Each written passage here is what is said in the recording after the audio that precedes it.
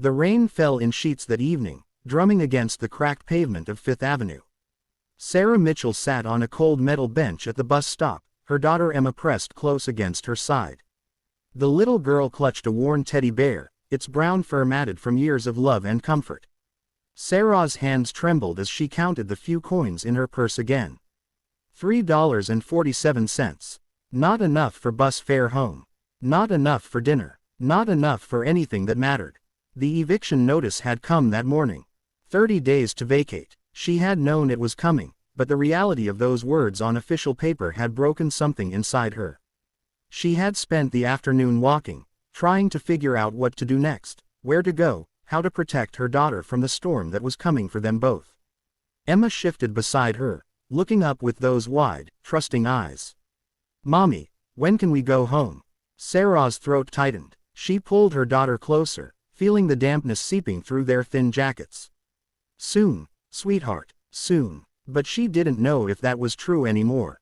The city moved around them in blurred motion. Cars splashed through puddles. People hurried past with umbrellas and designer raincoats, their faces hidden, their lives untouched by the quiet desperation happening on that bench. Sarah closed her eyes, fighting back tears. She had tried so hard. After the divorce, after losing her job, after the medical bills from Emma's pneumonia last winter. She had tried everything, but trying wasn't always enough. "Mommy," Emma whispered, tugging at her sleeve. "Don't cry." Sarah hadn't realized the tears were falling, mixing with the rain on her cheeks.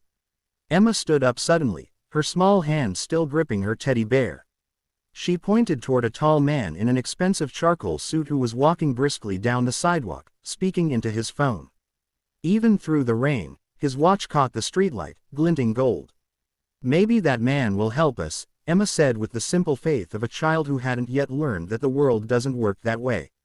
"Emma." "No." Sarah reached for her daughter, but the little girl had already stepped forward into the stranger's path. The man stopped abruptly, nearly colliding with her.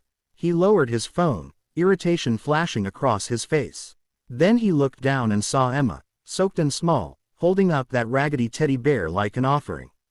"Sir," Emma said in her clear, sweet voice, "my mommy is sad. Can you help us?" Sarah rushed forward, mortified. "I'm so sorry." "Emma, come here right now." The man stood frozen, his expression unreadable. Rain plastered his dark hair to his forehead. For a long moment, he simply stared at them both. Then something shifted in his face. His jaw unclenched, his shoulders dropped slightly. "Wait," he said quietly as Sarah tried to lead Emma away.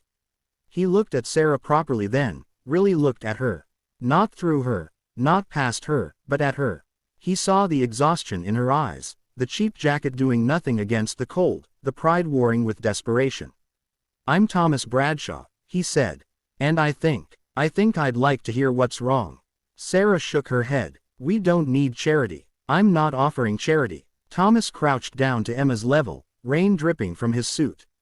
"What's your name?" "Emma." "I'm 6. This is Mr. Bear." "Hello, Emma." "Hello, Mr. Bear." He stood, extending his hand to Sarah. "I own a property management company.